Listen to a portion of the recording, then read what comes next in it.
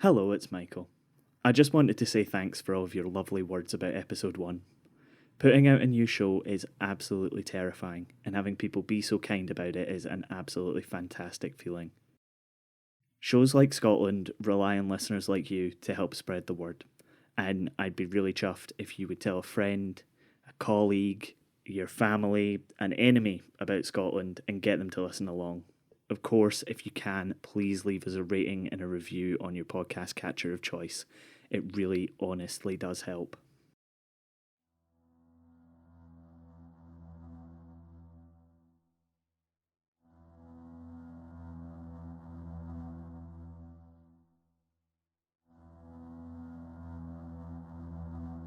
This episode, as you may have guessed from the title, contains things which might not be suitable for young children. They get Christmas after all, so you can have this one. When you're young and foolish, you think you can do anything. You burst into the world with a fresh-faced, wide-eyed optimism. Even 16th century you. Even the you who was beaten mercilessly by your parents for never being quite good enough. Even though your father was a ditch digger who thought that you should go into the family business. 16th century you might try to find honest work, but you're reckless, impulsive, quick to anger. You're not cut out for the ditch digging life. Then you meet someone, this 16th century you. Meet someone whose impulsive, reckless nature puts them on the fringes of society too. So on the fringes, in fact, that they've just been accused of witchcraft. And let's not forget, this is you in the 16th century. Witches are real. So you've met the person that you want to spend the rest of your life with, and you want to get married and have babies, and that's nice. But how are you going to provide for your new family? We know normal jobs aren't for you, but your family have to eat. You've just run away from home, moved to the other side of the country, and you're taking shelter in caves and makeshift camps. Things could be going better, but wouldn't it be marvellous to only have to work when you'd run out of money? Maybe only for a couple of hours at a time. But then, if you have to spend that money just on food to allow you and your new brood to live day to day, isn't that self-defeating? What if you could provide a source of income and a source of food? What if the way you've chosen to support your family, growing by the year, is to rob travellers of their belongings and murder them to make sure no one could ever bear witness to your crimes? Surely, there's no way that could possibly feed a family. From Be Quiet Media, this is Scotland, a show about history and where we made it. I'm Michael Park.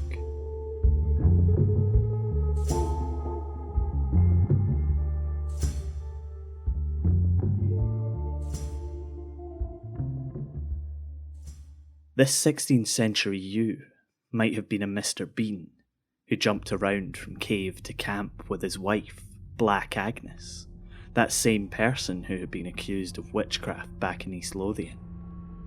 This isn't the lovable Mr. Bean of your childhood. Alexander Bean, or Sawney Bean, as the stories call him, was all of the things we said earlier. Reckless, impulsive, violent, but he was also resourceful. If you've spent your time marauding around the countryside, lifting the purses of anyone who crosses your path, and then sending them off to meet their maker, then there's a very good chance that rocking up in the local village, trying to pay for a jigget chop with their wedding ring, will get you a one-way trip to the gallows. So before they went looking for their forever home, the couple started to cook their victims to keep themselves alive. They'd then dispose of the bodies, so it looked like they'd been torn apart by wild animals. They say it was Agnes's idea. She was a witch after all, and apparently she wasn't averse to dining out on human flesh before she met old Sawney himself. Once you have a home, once you've put down roots and begun to feel comfortable, you can begin to expand your horizons. It was the same for the beans, and they say they found their home at low tide. On the southwest coast of Scotland, just past Girvan and before you get to Ballantrae, there's a little cove, and in that cove, there's a little cave. By the time the tide came in, Agnes and Sawney realised that the cave was completely obscured from view. It was perfect. It allowed them to up the ante, to go from only eating when they needed to stocking up. They would stalk people on a regular basis, but only people travelling alone. They would rob and murder them before dragging the body back to the cave to be pickled and preserved. Since no one knew they were there, the random bandit attacks from the surrounding area having trailed off some, they could get their essentials from the town, using the money they stole, while anything that could be identified was kept in the cave. And so it went on.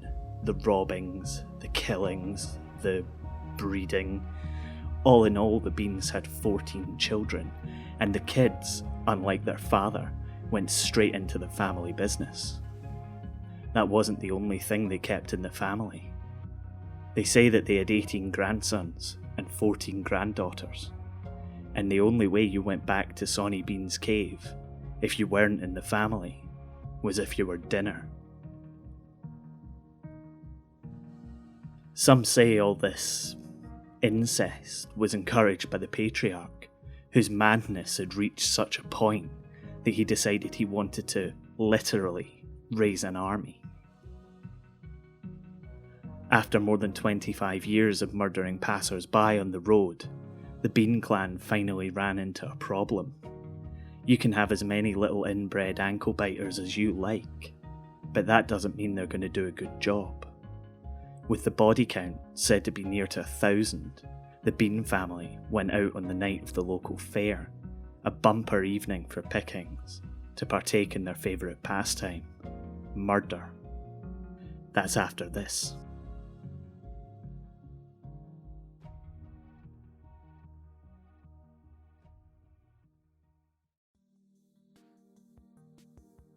That's right, folks. Not even 2 episodes in, and he's changing it up. There are going to be 2 episodes of Scotland in January. One you'll recognise, and something a wee bit different in time for Burns Night. Keep an eye on your feed.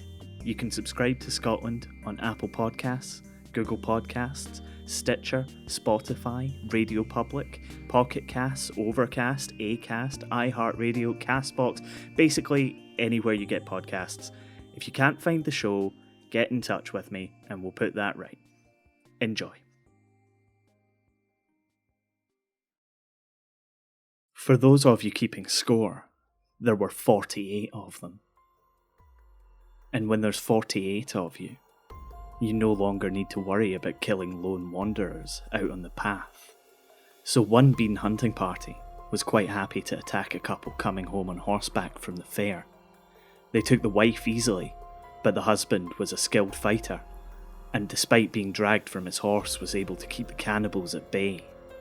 As the fight continued, another group of revellers from the fair interrupted the attack, and the vicious band of brigands retreated into the dark night.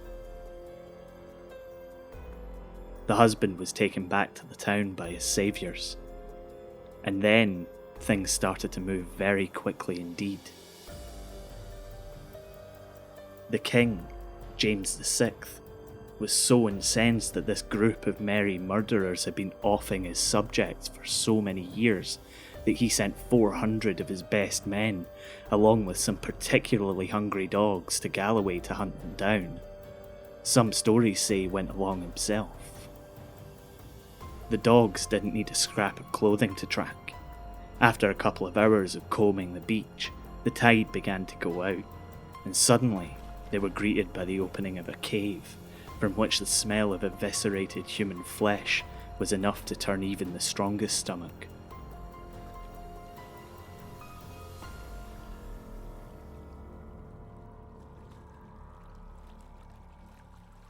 They found the Bean clan inside, huddled against the invasion of civilization, surrounded by discarded valuables from their victims, useless to them due to inscriptions or identifiable designs, and carcasses lining the walls, along with blood-soaked tables where the bodies had been butchered. 46 members of the Bean clan gave up without a fight. What happened to the other 2? Nobody knows. The 46 were taken all the way to Edinburgh to face royal punishment. The women and children were lashed to stakes, left alive long enough to watch the men be murdered, dismembered and allowed to bleed to death in the same barbarous way they had butchered their victims. The women and children were then set on fire. Right up until the end, old Sawney himself was spitting at his executioners. It's not over. It'll never be over.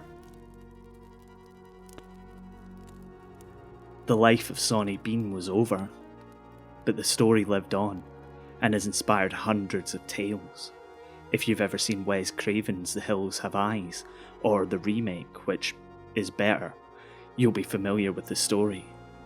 But the story of Sawney Bean doesn't actually appear until the 17th century in English pamphlets around the time of the Jacobite uprising, and the cave itself, between Girvan and Ballantrae, doesn't appear until 1896. Of course, history is not always what it seems. Maybe the story is like the boogeyman, made up to scare children off misbehaviour, or since Sawney is a word that was often given to Scots by those with a poor opinion of us, a bit like jocks today. Maybe it was just some propaganda, invented by our neighbours to the south to show the Scots as bloodthirsty at a time where political tensions were high. Naturally, there's no documentary evidence to back the stories up. Alexander Bean himself might have existed. He might even have been a criminal. He might even have murdered someone, or multiple someones. He might even have lived in a cave. But did he live in a cave with an inbred clan of cannibals? Maybe, but I doubt it. That doesn't mean that the best myths don't have their roots in the truth. I'd love to hear your feedback and any ideas you have for the show. If you have a special area of interest, something you're studying, or something you're really passionate about that you'd like to talk about, get in touch. We're on Twitter @BeQuietMedia. You can find us on Facebook, or you can email scotland@bequiet.media. Now back to the show. Cleek is a Scots word that means grab, or grasp, or seize. It was also the name given to a large hook, usually used to hang meat. So when I tell you that the best stories have their roots in the truth, and then introduce you to someone who went by the name Christy Cleek, I think you can probably tell where this is going. Andrew Christie, according to the records that exist at the time, was a butcher from Perth, because of course he was. This was the middle of the 14th century, and decades of war between Scotland and England had devastated the country. Food stocks were at an all-time low, as whole herds of cattle were slaughtered to feed travelling armies, and land became overgrown as men who had once worked the fields departed to fight their enemy. Many poor people began trying to survive on what they could hunt or forage, but desperate times call for desperate measures. Christie led a group who had resolved to split what they found between themselves in the hope that they might have more, but things weren't going according to plan. Initially, they had managed to catch a few wild animals in the woods surrounding the cave in which they'd taken shelter, but the animals were beginning to stay away. Rooting around for nuts and berries wasn't really working out either, which left the little band of survivors right on the edge of starvation. Until one day, one of the starving passed away. Then Andrew Christie, the butcher from Perth, had an idea. The poor woman wasn't enough to feed the group, but Christie told them that another would have to die, chosen by short straw, before they could build up enough strength to go out and find their victims elsewhere. This was survival of the fittest. They chose at random, unless there was a choice between someone travelling on foot or someone on horseback. The horse provided another excellent source of meat, and variety is the spice of life, so they would drag the traveller to the ground using a huge iron hook fixed to the end of a pole. This clique is what gave the butcher, whose life had gone wildly off the rails by this point, his nightmarish moniker. It started as desperation, but it soon became something else, something much worse. Before too long, an armed force was sent to track them down. Some say Christie himself escaped justice and lived out his days as David Maxwell, a wealthy merchant in Dumfries. But court records for the time, scant as they are, tell us that a man and woman were tried and executed for cannibalism around the time of Clique's activities, and most believe that they were one and the same. But for generations, the name Christie Clique was enough to silence even the loudest child. The boogeyman was real, and he lived in a cave in the hills.